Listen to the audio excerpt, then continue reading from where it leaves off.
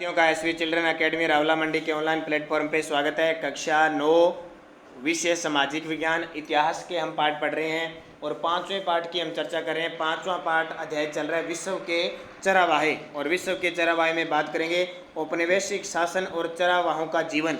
औपनिवेशिक शासन और चरवाहों का जीवन कैसा होता है उसके बारे में चर्चा करेंगे। औपनिवेशिक मैंने आपको शासन बता दिया कि एक देश दूसरे देश पर राज करता है जब उस देश के संसाधनों का प्रयोग करता है और अपनी सरकार चलाता है, वो होता है औपनिवेश। औपनिवेश शासन के दौरान चरावाहों की जिंदगी में गहरे बदलाव आए, उनके चरागाह सिमट गए, इधर उधर आने जाने पर बंदिशें लगने लगी और उनसे जो लगान वसूल किया जाता था उसमें भी वृद्धि हुई। खेती में उनका हिस्सा घटने लगा और पैसे और हुनरों पर भी बहुत प्रभाव है यानी बुरा असर पड़ा।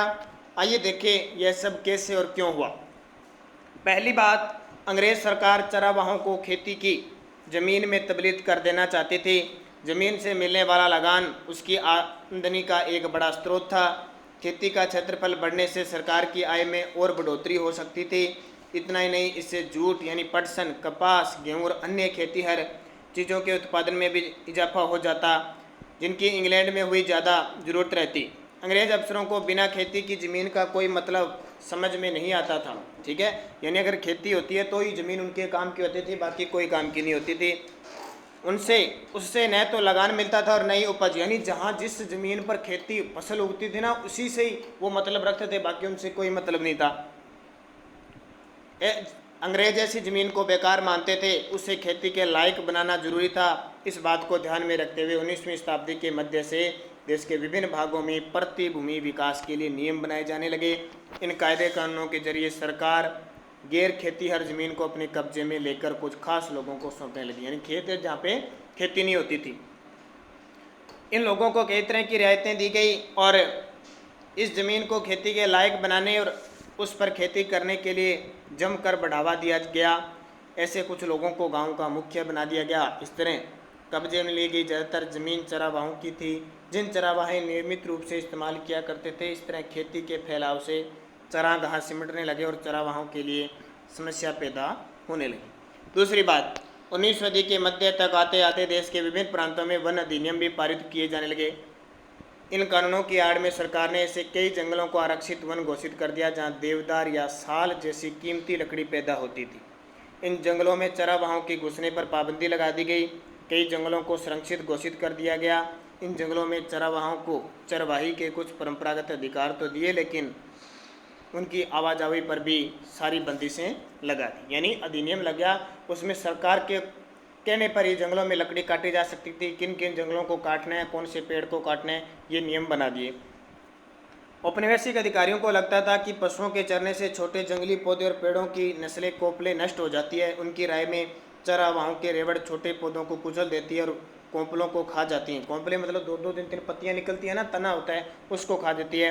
इसलिए नए पेड़ों की बढ़त रुक जाती है। आपने देखा होगा भेड़ बकरियां होती है या कोई भी पशु होता है, जब छोटे होते हैं उस पर पैर रख देता है। खेतों में देख लो, खेत में जब पशु जाते हैं तो पैर रखकर वो उसको नष्ट कर देते हैं ना, तो वही बात। वन अधिनियमों ने चरागाहों की जिंदगी बदल डाली। अब उन्हें उन जंगलों में जाने से रोक दिया जो पहले मवेशियों के लिए बहुमूल्य चारे का स्रोत थे। इन क्षेत्रों में उन्हें प्रवेश की छूट दी गई, वहाँ भी उन पर कड़ी नज़र रखी जाती थी। जंगलों में दाखिल होने के लिए उन्हें परमिट लेना पड़ता था। जंगल में उनके प्रवेश और वापसी की तारीख पहले से तय होती थी। वह जंगल में बहुत कम ही दिन बिता सकते थे। अब चरागाह किसी जंगल में ज़्यादा समय तक नहीं रह सकते थे, भले ही वहाँ चारा कितना ही हो, घास कितनी भी क्यों न हो और चारों तरफ घनी हरियाली हो। उन्हें इसलिए निकलना पड़ता था क्योंकि अब उनकी ज़िंदगी वन विभाग द्वारा जारी किए गए परमिटों के, यानी वन विभाग ने लिमिट रख दी, इतने दिन जाना है, कब नहीं जाना है, ये सारा सिस्टम अंग्रेजों का हो गया। परमिट में पहले लिख दिया जाता था कि वह कानून कब तक जंगल में रहेंगे। कानूनन अगर वह समय सीमा का उल्लंघन करते थे तो उन पर जुर्माना लगा दिया जाता था। तीसरी बात क्या थी, अंग्रेज सरकार घुमंतू किस्म के लोगों को शक की नज़र से देखते थे। वे गांव-गांव जाकर अपनी चीज़ें बेचने वाले कारीगरों व व्यापारियों और अपने रेवड़ के लिए हर साल नए नए चरागाहों की तलाश में रहने वाले, हर मौसम में अपनी रिहाइश बदल लेने वाले और चरागाहों पर यकीन नहीं कर पाते थे। वे चाहते थे कि ग्रामीण जनता गाँव में रहे, उनकी रिहाइश और खेतों पर उनके अधिकार तय हो। इस तरह की आबादी की पहचान करना और उसको नियंत्रण करना ज़्यादा आसान था, जो एक जगह टिक कर रहती हो। ऐसे लोगों को शांति प्रिय और कानून का पालन करने के लिए माना जाता था। घुमंतुओं को अपराधी माना जाता था। 1871 में औपनिवेशिक सरकार ने अपराधी जनजाति अधिनियम भी पारित कर दिया, यानी जनजाति लोगों को अपराधी मानने लगे। इस कानून के तहत दस्तकारों, जो काम करने वाले होते हैं ना, व्यापारियों, चरावाहों के बहुत सारे समुदायों को अपराधी समुदाय की सूची में रख दिया, यानी इधर उधर घूमने वाले, मजदूरी करने वाले उनको अपराधी बना दिया।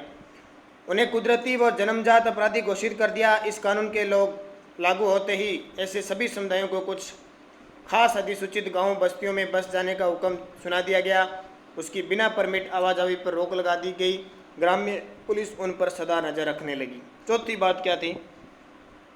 अपनी आमदनी बढ़ाने के लिए अंग्रेजों ने लगान वसूलने का हर संभव रास्ता अपनाया। उन्होंने जमींदार, नहरों के पानी, नमक, खरीद फरोख्त की चीज़ों, यहाँ तक कि मवेशियों पर भी टैक्स वसूलने का ऐलान कर दिया। अब देखो, इतने दिन मान लो अंग्रेज 100 रुपये में से 20 रुपये ले रहे थे। अब अंग्रेजों ने सोचा ये कम है, और अंग्रेजों ने क्या किया, और बहुत कर बढ़ा दिए, जिससे 30 से 40 रुपये उन्हें मिलने लगे, यानी टैक्स के रूप में मिलने लगे। ठीक है। चरवाहों से चरागाहों में चरने वाले एक एक जानवर पर टैक्स वसूल किया जाने लगा। देश के ज़्यादातर चरवाही इलाकों में 19वीं सदी के मध्य से ही चरवाही टैक्स लागू कर दिया है। अब मान लो किसी के पास 20 भेड़ें हैं तो 20 भेड़ों पे टैक्स, किसी के पास 50 बकरियां हैं तो 50, 10 गायें हैं तो 10 हर पे टैक्स लगाना शुरू कर दिया। प्रति मवेशी टैक्स की दर तेजी से बढ़ती चली गई और टैक्स वसूली की व्यवस्था दिनों दिन मजबूत होती गई। 1850 से 1880 के दशक के बीच टैक्स वसूली का काम बाकायदा बोली लगाकर ठेकेदारों को सौंपा जाता था। देखो, ये और सिस्टम हो गया। उस वसूल करने वाले ठेकेदारी पाने के लिए ठेकेदार सरकार को जो पैसे देते थे उसे वसूल करने और साल भर में ज़्यादा से ज़्यादा मुनाफा बनाने के लिए वे जितना चाहे उतना कर वसूल सकते थे। 1880 के दशक तक आते आते सरकार ने अपने कारिंदों के माध्यम से सीधे चरावाह से ही कर वसूलना शुरू कर दिया। हर एक चरावाह को एक पास जारी कर दिया गया। किसी भी चरागाह में दाखिल होने के लिए चरावाह को पास दिखाकर पहले टैक्स अदा करना पड़ता था। चरावाह के साथ कितने जानवर है और उसने कितना टैक्स चुकाया, इस बात को उसके पास में दर्ज कर दिया जाता था। इन बदलावों ने चरागाहों की ज़िंदगी को किस तरह प्रभावित किया?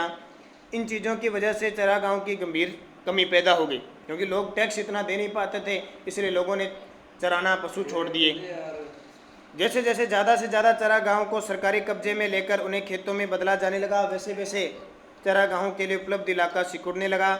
इसी तरह जंगलों के आरक्षण का नतीजा यह हुआ कि गडरिये और पशुपालक अब अपने मवेशियों को जंगलों में पहले जैसी आज़ादी से नहीं चरा सकते थे। जब चरागाह खेतों में बदलने लगे तो बच्चे खुचे चरागाहों में चरने वाले जानवरों की तादाद बढ़ने लगी। इसका नतीजा यह हुआ कि चरागाह सदा जानवरों से भरे रहने लगे। तब तक तो घुमंती चरागाह अपनी मवेशियों को कुछ दिन तक ही एक इलाके में चराते थे और उसके बाद किसी और इलाके में चले जाते थे।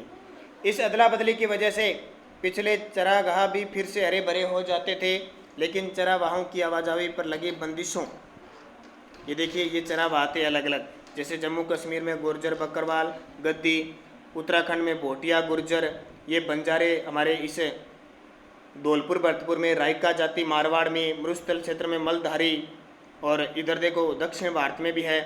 कौन कौन से? धंगर महाराष्ट्र में है, कुरुमा कुरुबा गोलला ये कर्नाटक क्षेत्र में है। तो ये सारी चरागाह जातियाँ थी, ध्यान रखना।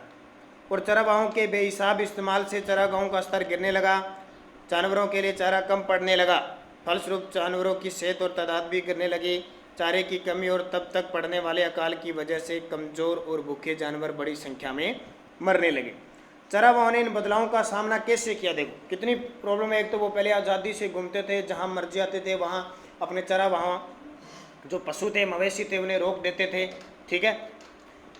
अब इन बदलावों पर चरागाहों की प्रतिक्रिया कई रूपों में सामने आई। कुछ चरागाहों ने तो अपने जानवरों की संख्या ही कम कर दी। बहुत सारे जानवरों को चराने के लिए पहले की तरह बड़े बड़े और बहुत सारे मैदान नीचे बचे थे। जब पुराने चरागाहों का इस्तेमाल करना मुश्किल हो गया तो कुछ चरागाहों ने नए नए चरागाह ढूंढ लिए।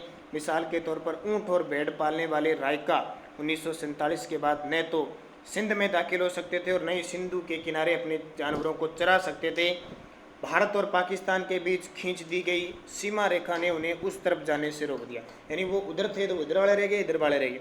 अब वे हरियाणा के खेतों में जाने लगे और जहाँ कटाई के बाद खाली पड़े खेतों में वे मवेशियों को चरा सकते थे। इसी समय खेतों को खाद की भी जरूरत रहती थी जो उन्हें इन जानवरों के मलमूत्र से मिल जाती है। समय गुजरने के साथ कुछ धनी चरावाह जमीन खरीदकर एक जगह बसकर रहने लगे। उनमें से कुछ नियमित रूप से खेती करने लगे और कुछ व्यापार, यानी पशुओं को छोड़कर जिनके पास पैसा था उन्होंने ज़मीन ले ली और खेती करने लगे और व्यापार करने लगे। जिन चरवाहों के पास ज़्यादा पैसा नहीं था वे सूदखोरों से ब्याज पर कर्ज लेकर दिन काटने लगे। इस चक्कर में बहुत के मवेशी भी हाथ से जाते रहे और मजदूर बनकर रह जाते। वे खेतों या छोटे मोटे कस्बों में मजदूरी करते दिखाई देने लगे। इन सब के बावजूद चरावाही न केवल आज भी जिंदा है बल्कि हाल ही के दशकों में कई जगह तो इनकी संख्या में वृद्धि हुई। जब भी किसी इलाके के चरावाहों में उनके दाखिले पर रोक लगा दी जाती थी तो वे अपनी दिशा बदल दे लेते, रेवड़ छोटा कर लेते और दुनिया के मिजाज से तालमेल बिठाने के लिए दूसरे काम धंधे करने लग जाते। बहुत सारी परिस्थितियाँ विज्ञानी मानते इन्हें सूखे इलाकों और पहाड़ों में जिंदा रहने के लिए चरावाही सबसे महत्वपूर्ण रास्ता। बहरहाल चरावाहों पर इस तरह के बदलाव सिर्फ हमारे देश में नहीं थोपे गए थे, दुनिया के सारे इलाकों में नए कानून और बरसाहट के नए तौर तरीकों ने उन्हें आधुनिक दुनिया में आ रहे बदलावों के मुताबिक अपनी ज़िंदगी का ढर्रा बदलने पर मजबूर कर दिया। आधुनिक विश्व में आए इन बदलावों से निपटने के लिए बाकी देशों के चरावाहों ने क्या रास्ते अपनाए। अब अफ्रीका में चरवाहा जीवन कैसा रहा उसकी चर्चा हम अगले वीडियो में करेंगे।